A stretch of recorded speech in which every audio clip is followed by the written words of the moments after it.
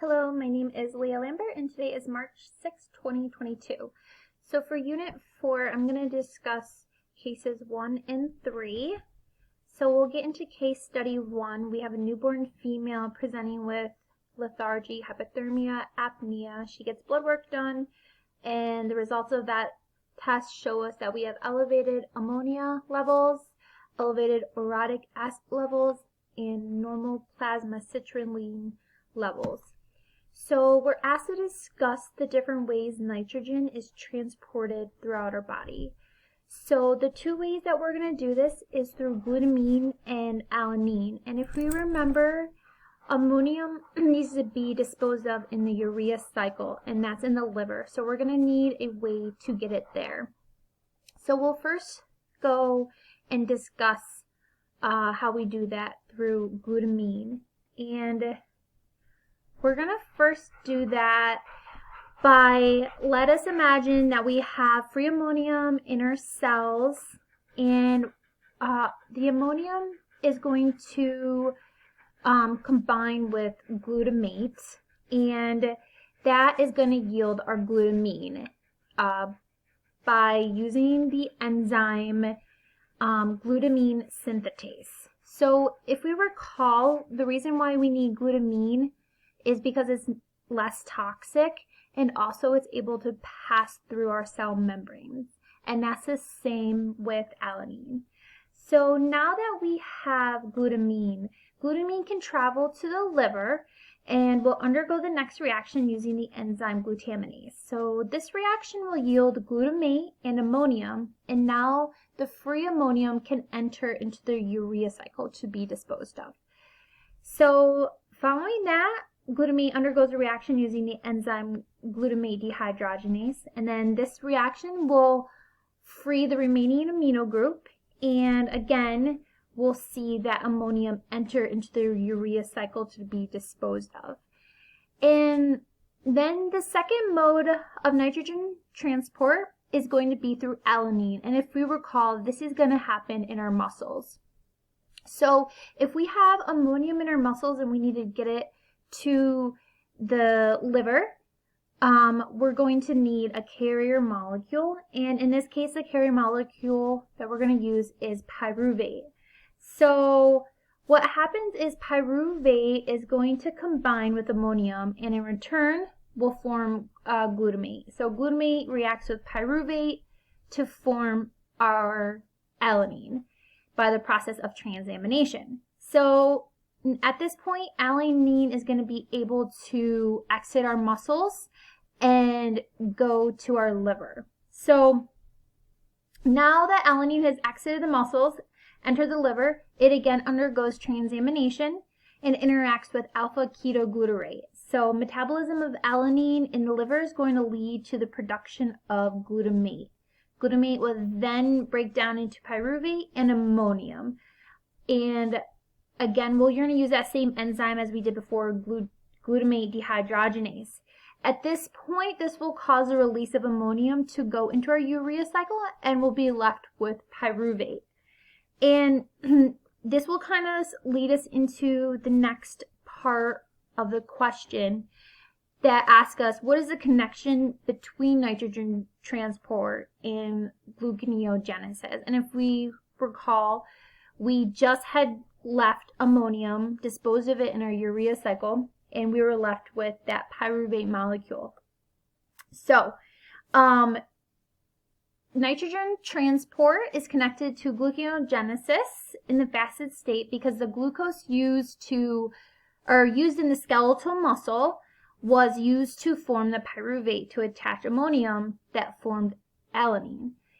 We saw that through the transfer of alanine, ammonium entered the urea cycle, and what was left was pyruvate. So this pyruvate, through gluconeogenesis, is used to form glucose. And what will happen is we'll see that this glucose will get shuttled back to the skeletal muscle via the bloodstream using that alanine glucose cycle. So the next part of this question asks us about enzyme activity. Which enzyme do we think will be deficient in this individual? And I had stated that it would be the ornithine transcarbamylase, or OTC. This is consistent with the increased production of carbamoyl phosphate, increasing pyrimidine synthesis, causing those uric levels to increase. In addition to excess ammonium found in the blood, I also thought we would have an OTC deficiency, just consistent with this patient's age, and the symptoms of lethargy and apnea also suggested that this OTC enzyme may be deficient. So the next part of this had asked us which enzyme is most likely not likely to be impaired, and I said that would be carbamoyl phosphate synthetase 1. So the data here shows high urine orotate levels, most likely caused by those elevated ammonium levels found in the blood, indicating increased production of carbamoyl phosphate. So if we have an increased level of carbamoyl phosphate, we wouldn't expect the carbamoyl phosphate synthetase 1 enzyme to be impaired because it would most likely be active. And finally, with the deficiency of OTC, what becomes an essential amino acid? And here I said that would be arginine. So arginine becomes essential because it serves as an alternative pathway in the urea cycle to help remove nitrogen. So patients with an OTC deficiency cannot convert carbamoyl phosphate and ornithine into citrulline. So here we see a disruption in the urea cycle. So arginine becomes essential in the fact that it can activate the urea cycle by activating N-acetylglutamate synthetase. And so this is the same enzyme that is required to also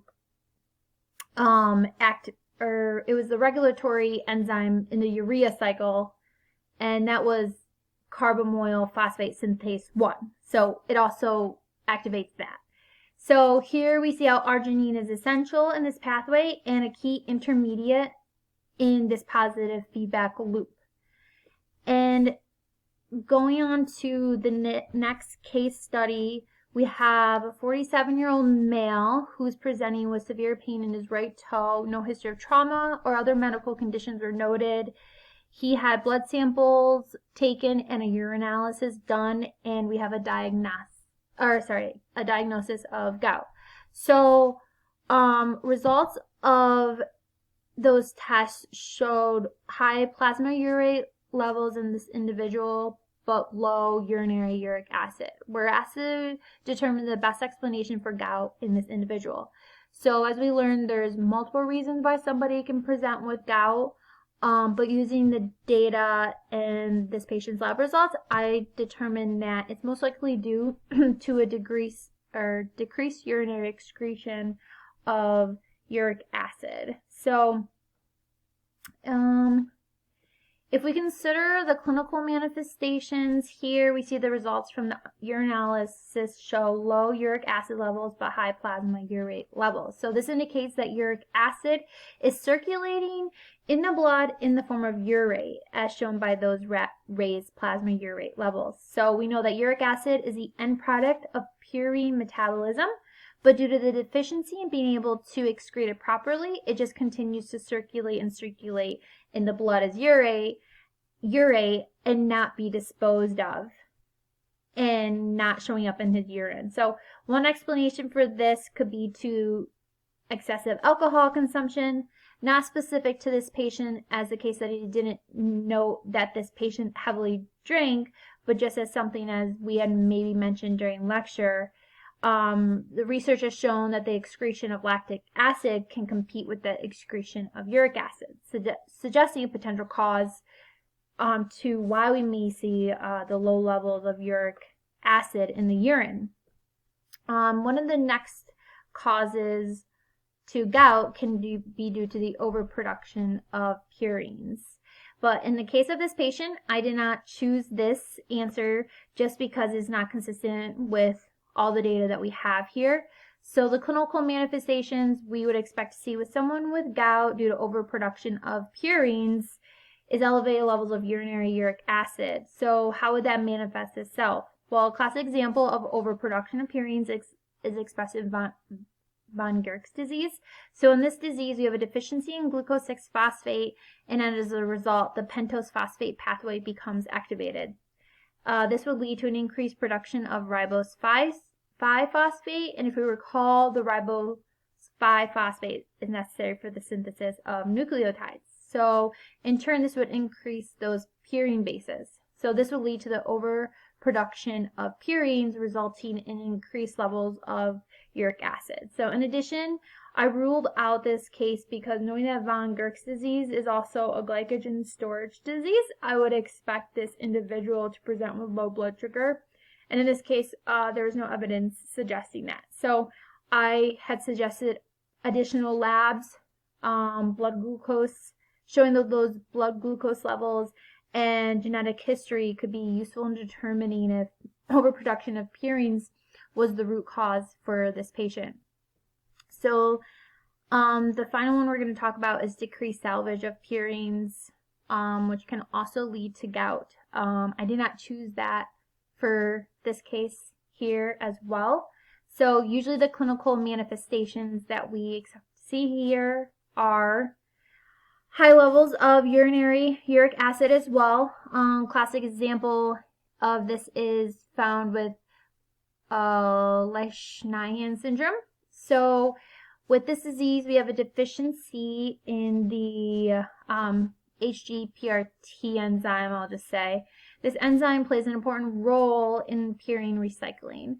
So in a deficiency in the enzyme would lead to an increased level of uric acid. So we can rule out this just based on those lab results alone. But in addition, those with Lesch-Nyhan syndrome often present with a lot of neurological issues, possibly self-mutilation, and often they don't live a very long life and die pretty early on. So just this patient's age alone kind of ruled this out for me. So finally, we're asked to discuss how this patient's switch from diet soda to regular soda may present itself on his current diagnosis of gout. So considering that regular soda is made up of high fructose corn syrup, evidence shows a direct relationship between fructose intake and uric acid levels. So basically, the more fructose you take in, the higher the uric acid levels can be. So this can occur through the way that fructose is metabolized, which is different than a lot of other sugars. So where hepatic ATP gets depleted, leading to the promotion of uric acid and the breakdown of nucleotides. Similarly, fructose can stimulate the production of uric acid by increasing ATP degradation to AMP. So again, triggering the production of uric acid. So therefore, we would expect this dietary modification to have a negative impact on this patient's gout. I would think it would actually worsen his symptoms and further cause inflammation in his joints.